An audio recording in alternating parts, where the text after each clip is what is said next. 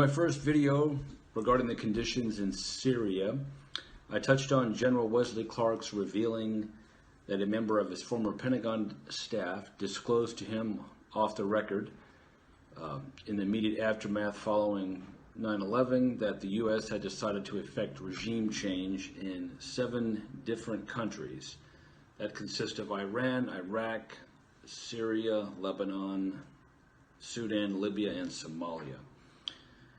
And also, second, I touched on that the assassination of the former Prime Minister of Lebanon, Rafik Hariri, which occurred on Valentine's Day, oddly enough, 2005, that provided the U.S. immediate cause to blame Assad. Given Syria's occupying Lebanon, particularly with roughly 15,000 troops since 1982, that was definitely a point of contention between Israel and Syria, and not to mention the U.S. and Syria. So when the former Prime Minister Rafik Hariri discussed wanting Syria to withdraw its military from Syria and he was assassinated, it would seem logical that Assad would be the prime suspect. However, specious evidence materialized that would support the accusation. So why would so many well-connected people in the U.S. foreign policy establishment and the media continue blaming Assad for something without much evidence? Well, I would say that foreshadowed delegitimization of campaign that did ensue thereafter and continues to this day. So moving forward, the rhetoric that U.S. presidents continue to state publicly and use when discussing Syria, and more specifically the Assad regime, it more or less featured Western leaders delivering constant propaganda in slow motion. One such example of that would be U.S. President Barack Obama, who delivered a very polished yet very propagandistic speech to the United Nations General Assembly in September 2015. And he cited, and I will quote him at length, quote, "Today we see the collapse of strong men and fragile states, breeding conflict and driving innocent men, women, and children across borders on an epic scale. Brutal networks of terror have stepped into the vacuum," end quote. Now, the body of facts available to us certainly contradict the claims of these populist leaders uprising against a dictator. President Obama's causal claims assert brutal networks of terror are filling the power vacuum exposed by the weakening of the Syria state. However, he does ignore and did ignore a very critical fact. To the degree that the Syrian war has triggered a refugee crisis, the emergence of the brutal networks that drove innocent men, women, and children across borders, Obama willfully neglected an analysis conducted by his own defense intelligence agency, the DIA. Interestingly, the report was prepared in 2012, during which time Lieutenant General Michael Flynn served as the director of the DIA. General Flynn later became much better known for serving as a national security advisor to President Trump from 2016 to 2017, but was later resigned amid allegations of meeting with Russian diplomats during the 2016 election. And Flynn did later admit to lying to the FBI by neglecting to disclose the full range of his conversations and meetings with Russian diplomats.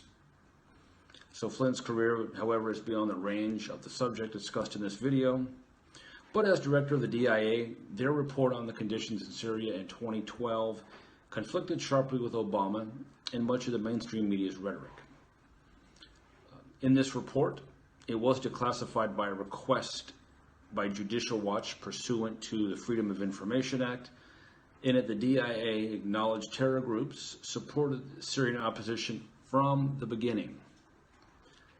Al-Qaeda, I will cite the report, quote, "Al-Qaeda in Iraq supported the Syrian opposition from the beginning, both ideologically and through the media.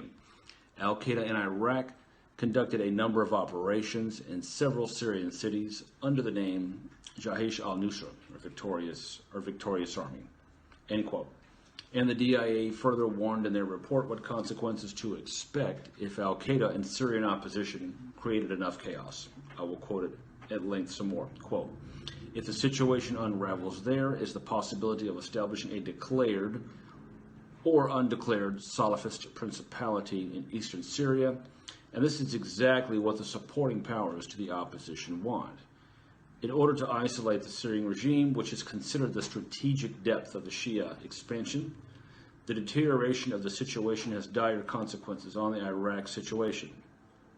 This creates the ideal atmosphere for al-Qaeda in Iraq to return to its old pockets in Mosul and Ramadi, and will provide a renewed momentum under the presumption of unifying the jihad among Sunni Iraq and Syria and the rest of the Sunnis against the Arab world, against what it considers one enemy, the dissenters. ISIS could also declare an Islamic State through its union with other terrorist organizations in Iraq and Syria, which will create grave danger in regards to unifying Iraq and the protection of its territory, end quote. So the pedantic minds can state that this DIA report doesn't explicitly refer to ISIS, but such a pedantic view would emphasize too much semantics in my view. Those terms expressed in the DIA's report all refer to extremist jihadist groups operating in the region. The DIA certainly did not mention any viable moderates opposing Assad. Furthermore, Obama's statements in 2015 infer, in my view, his ignoring the warning of the DIA report. I'll cite again Obama's speech, address delivered to the United Nations in 2015, quote, "We know that ISIS, which emerged out of the chaos of Iraq and Syria, depends on perpetual war to survive," end quote. So Obama just continued to reiterate that ISIS emerged out of the chaos, which the DIA report contradicted it by stating such forces were supported by the jihadists from the beginning, rather than a vacuum being created from moderate forces not getting enough help, thereby allowing that to be filled by jihadists. The DIA report contradicts that. So Obama used the UN General Assembly to tell the world what it should already have known. He repeated that these events, which became instant myths in 2011. So why focus on such details now? Well, in 2015, it was much easier to hear and allow Obama's rhetoric to sort of gloss over reality and numb our critical faculties. However, the war continues, and the carnage and the devastation continues, so we shouldn't ignore its lessons. In my next video, I would like to discuss the trove of leaked U.S. diplomatic cables that show the U.S. was supporting opposition groups in Syria, or at least passively supporting the groups in as much as possible without being explicitly involved, leading up to the 2011 Civil War, or Arab Spring, whatever term you want to use to describe the ensuing conflict.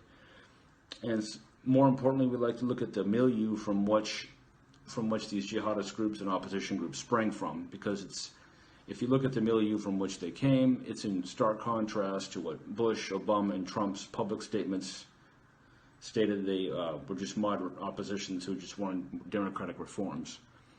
So in the next video, I'd like to discuss those particular developments within Syria that happened as told in the diplomatic cables from 2005, 2006, and on thereafter. Thank you.